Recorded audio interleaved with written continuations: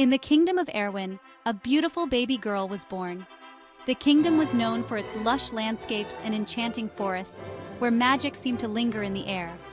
Her name was Snow White.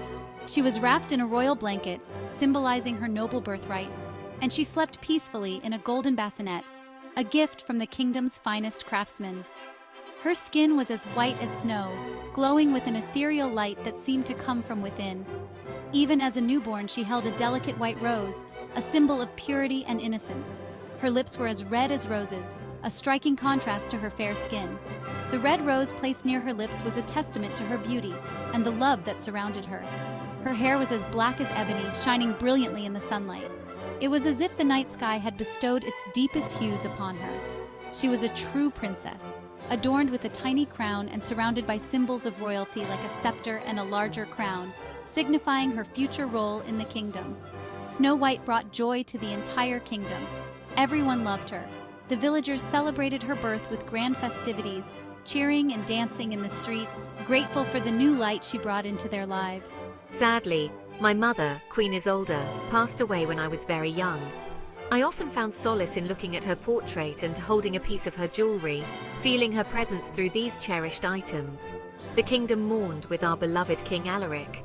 The entire realm was draped in black cloths, and people gathered from far and wide to pay their respects, showing their deep love and loyalty to our family.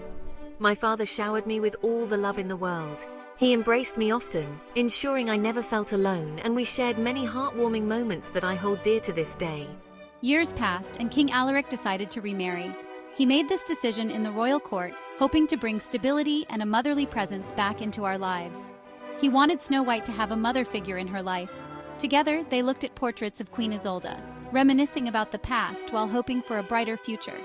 He chose a beautiful woman named Alicia to be his new queen. She walked gracefully in her royal gown and soon took her place on the throne with a regal expression. Queen Alicia was very beautiful, but she was also very vain. She spent countless hours admiring herself in the mirror, her vanity becoming a defining trait. She cared only about her appearance. Her chambers were filled with luxurious beauty products, each one more extravagant than the last, reflecting her obsession with her looks. I missed my mother dearly. The memories of her warmth and love were my comfort, especially during the lonely nights. I clung to the memories of her warmth and love. Her gentle touch and kind words were etched in my heart, guiding me through the toughest times. Despite my sadness, I grew to be a kind and gentle girl. The forest became my sanctuary, and the animals my friends, as I found solace in nature's embrace. I had a heart full of love. The heart-shaped locket I wore, engraved with the word love, was a constant reminder of the bond I shared with my mother, and the love that continued to guide me. As Snow White grew older, she became even more beautiful. Her skin was as white as snow, her lips as red as blood, and her hair as black as ebony. She was a vision of grace and charm, captivating everyone who laid eyes on her. Everyone agreed she was the fairest in the land. Her beauty was not just skin deep. Her kindness and gentle nature made her beloved by all. Mirror, mirror on the wall, who is the fairest of them all? As long as the mirror answered, "My queen, you are the fairest of them all," she was content. The queen's vanity was her greatest weakness, and the mirror's words were her solace. One day, the queen asked her usual question, expecting the same comforting reply. Mirror, mirror on the wall, who is the fairest of them all? The mirror responded, "My queen, you are beautiful, it is true." But this time it added something that shattered her world. "But Snow White is fairer than you." The queen was furious, her heart filled with rage and envy. How could this be? How could anyone surpass her beauty? She decided that she had to get rid of Snow White. Her mind raced with dark thoughts and sinister plans. Queen Alicia's jealousy consumed her. It was no longer just about beauty, it was about power and control. She no longer saw Snow White as her stepdaughter. The bond they once shared was now a distant memory. All she saw was a threat to her vanity.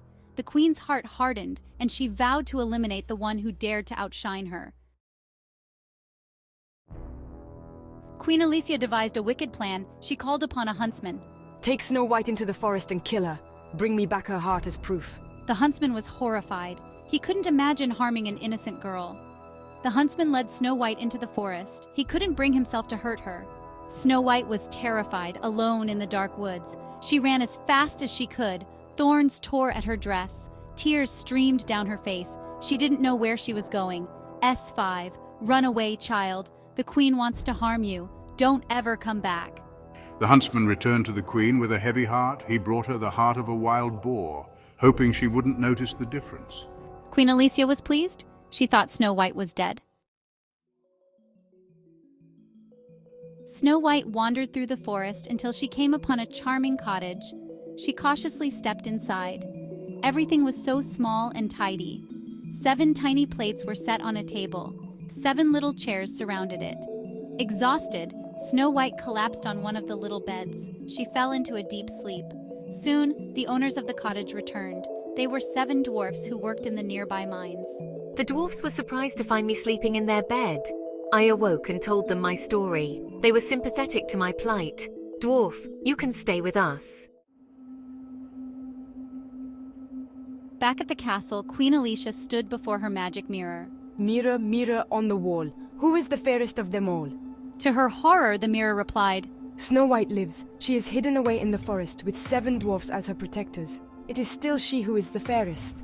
The queen was furious. She had been tricked. She vowed to take matters into her own hands. Using her dark magic, she brewed a powerful sleeping potion. It would make the drinker appear dead. This potion will ensure Snow White never wakes again. Queen Alicia disguised herself as an old peddler woman. She traveled to the dwarf's cottage, her heart set on revenge. Snow White, unaware of the danger, welcomed the seemingly harmless old woman into the cottage.